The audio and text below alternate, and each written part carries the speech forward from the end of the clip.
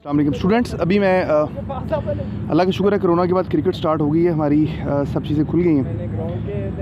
मैं यहाँ पे बैठा हुआ था, हमारा मैच अभी शुरू होने में कुछ टाइम है, तो मुझे लगा कि मुझे आपसे कुछ बात कर लेनी चाहिए। एक्सप्रेशन किस तरीके से आप अपना इंग्लिश का इम्प्रूव कर सकते हैं, कैसे एक्सप्रेशन को पॉलिश कर सकते हैं। क्योंकि 5, 7, 8 बातें जो उस वक्त रैंडमली मेरे जहन में आ रही हैं, अगरचे कि मैं देख साथ साथ मैच भी रहा हूँ, लेकिन जो चीज़ें मेरे जहन में आ रही हैं मैं चाह रहा था आपके साथ डिस्कस कर लूँ। देखिए, एक्सप्रेशन जो है इसकी सबसे जो पहली बुनियाद है ये ग्रामेटिकल करेक्टनेस है। अगर आप जो कुछ लिख रहे हैं, ख्वाह वो ऐसे के लिए लिख रहे हैं, ख्वाह वो प्रेसी के लिए लिख रहे हैं, कॉम्प्रीहेंशन के लिए लिख रहे हैं, अगर वो ग्रामेटिकली दुरुस्ती नहीं है तो इस बात का मतलब ये है कि फिर वो एक्सप्रेशन ही नहीं है। तो पहला जो आपका जो पिलर हो गया जिस पे आपका एक्सप्रेशन खड़ा है वो ग्रामर के लिहाज से दुरुस्तगी है, नंबर 1। अब ग्रामर के लिहाज से दुरुस्तगी कैसे हो सकती है, आपको कोई बहुत बारीकी में उसके लिए ग्रामर पढ़ने की ज़रूरत नहीं है, आपको मेन आइडियाज़ हो। देखें, 12 एक्टिव वाइज, 8 पैसिव वाइज, फिर उसके बाद डायरेक्ट इनडायरेक्ट के कुछ रूल्स, फिर उसके बाद में कुछ मॉडल्स और कुछ मखसूस तरह के कंडीशनल सेंटेंसेस और स्पेशल सेंटेंस स्ट्रक्चर। ये अगर आपकी इसके ऊपर कमांड है तो इस बात का मतलब ये है कि आप ग्रामर में दुरुस्त हैं। पहली चीज़ तो ये हो गई कि आप ग्रामेटिकली दुरुस्त हों। दूसरे नंबर पे ये कि आप जो कुछ वो कन्वे करने के काबिल हैं। एट टाइम्स ये बहुत बड़ा प्रॉब्लम होता है स्टूडेंट्स के साथ कि जो वो कन्वे करना चाह रहे होते हैं वो कन्वे नहीं कर पा रहे होते, उनके दिमाग में कुछ और चीज़ चल रही होती है, कागज़ के ऊपर जो उन्होंने बात लिखी होती है वो टोटली डिफरेंट होती है। तो दूसरी चीज़ ये है कि आपका एक्सप्रेशन एग्जैक्टली वही मैसेज कन्वे कर रहा हो जो आप कन्वे करना चाह रहे हैं। और उसके लिए मैं अपने स्टूडेंट्स को गाइड करता हूँ कि वो पहले उर्दू में या पंजाबी में या पश्तो में जो भी कहना चाह रहे हैं वो सेंटेंस लिख लें, पूरा सेंटेंस लिख लें, एंड देन इसको proper rules and regulation follow करते हुए इसको ट्रांसलेट कर लें। 2 बातें होगी। तीसरी चीज़ ये है, वोकैबलरी अच्छी चीज़ है, लेकिन वोकैबलरी को करेक्टनेस की कॉस्ट के ऊपर कभी भी यूज़ नहीं करना चाहिए। एक्सप्रेशन में वोकैबलरी डज़ प्ले रोल, बड़ा इसका एक रोल है, ये मैटर करती है।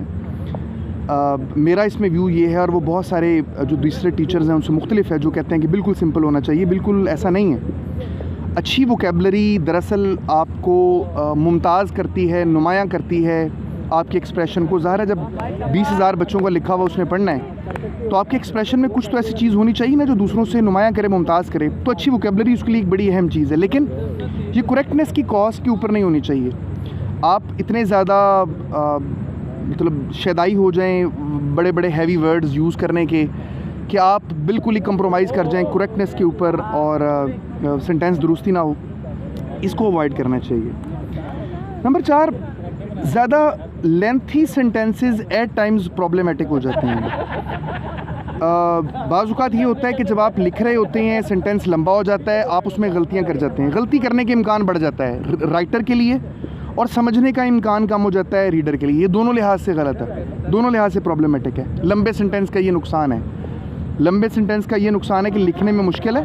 ज़ाहिर है आपने सेंटेंस कहीं से शुरू किया, सब्जेक्ट कहीं पे है, फिर उसके वर्ब्स कहीं पे हैं, उसके प्रोनाउंस कहीं दूर जाके यूज़ हो रहे हैं, आप एट टाइम्स बड़ी उसमें मिस्टेक कर जाते हैं। पंक्चुएशन उसमें सही नहीं लगी होती तो गलती हो जाती है। फिर एट टाइम्स आपने लिखा दुरुस्त होता है लेकिन रीडर उसको प्रॉपरली कॉम्प्रीहेंड नहीं कर पाता।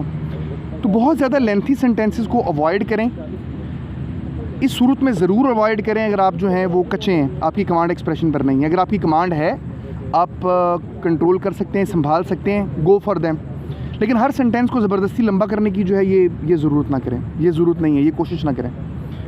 अच्छा, फिर उसके बाद में एक रिदम है। देखिए ना, म्यूज़िक को अगर हम कहें क्या चीज़ म्यूज़िक को शोर से अलहदा करती है, जो चीज़ म्यूज़िक को शोर से अलहदा करती है वही चीज़ एक बोंगी तहरीर को एक खूबसूरत एक्सप्रेशन से अलहदा करती है। एक रिदम, एक हम आहंगी ये होनी चाहिए आपकी एक तहरीर के बीच में। एक प्रॉपर एक उसके कंपोनेंट्स जो हैं आपस में एक दूसरे के साथ जुड़े हुए हों, एक फ़्लो हो थॉट्स के अंदर, एक प्रॉपर बहाव हो, कहीं रुकावट फील ना हो एग्जामिनर को पढ़ने में, समझने में कि वो क्या कह रहा है। आप बात को आगे चला के फिर बात को पीछे ना लेकर आ रहे हो, बल्कि आगे से आगे से आगे से आगे बात जो है वो बढ़ रही हो। बिल्कुल ऐसे जिस तरह म्यूज़िक है, एक अच्छी हम आंगी होगी तो वो खूबसूरत एक धुन बन जाएगी, वरना वो टोटली एक बेहंगम सी चीज़ जो है वो लग रही होगी। तो इस रिदम की बड़ी ज़रूरत है। फिर अपनी रीडिंग को आप बढ़ाएं।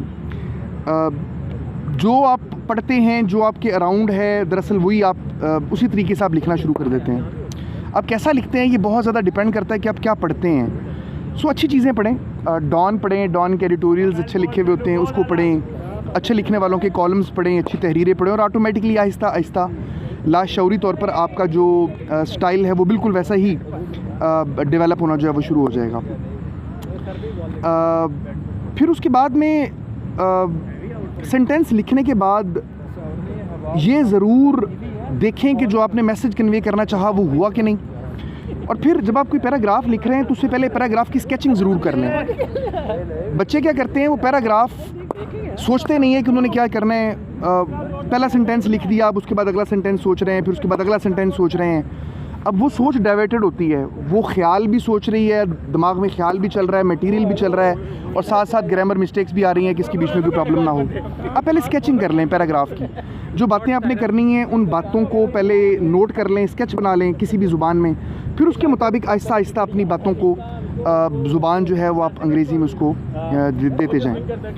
अच्छे ईडियम्स का इस्तेमाल, अच्छे ईडियम्स का दुरुस्त मौके पे इस्तेमाल बहुत मुफीद है। मैंने वैसे अनफॉर्चुनेटली ज़्यादातर बच्चों को ईडियम्स ज़बरदस्ती घुसेड़ते हुए देखा है, और ये चीज़ बहुत बुरी लगती है। बिल्कुल जैसे कालीन के बीच में टाट का कोई पैबंद किसी ने घुसाया हो, इस किस्म की फीलिंग्स आती हैं। इसको आपने हत्तुलगुस्सा कोशिश करने की अवॉइड करना है। अच्छा ईडियम्स यूज़ करें, उसकी प्रॉपर जगह पर यूज़ करें, लेकिन ज़बरदस्ती उसको घुसेड़े नहीं। आपने उसके साथ किसी भी किस्म की ज़बरदस्ती नहीं करनी। तो ओवरऑल ये वो चीज़ें हैं जिनकी बुनियाद के ऊपर आपका अच्छा पंक्चुएशन बड़ी एक अहम रोल प्ले करती है। आपकी कॉमास कहाँ लगाते हैं, कोलन कहाँ लगाते हैं, सेमी कोलन कहाँ लगाते हैं, इनकी मदद से एग्जामिनर जो है वो आपको समझेगा, रीडर आपको समझेगा। तो ये क्रिकेट देखते देखते 5-7-8 बातें मेरे ज़हन में ही मैंने सोचा आपके साथ डिस्कस कर लूँ। उसमें से डेफिनेटली और भी चीज़ें होंगी, मेरा ध्यान अभी पूरा नहीं है, तो वो भी इंशाल्लाह वक्तन फ़क्तन आपके साथ शेयर करता जाऊँगा। Wish you best of luck. Allah ताला आपके लिए आसानियाँ फरमाए।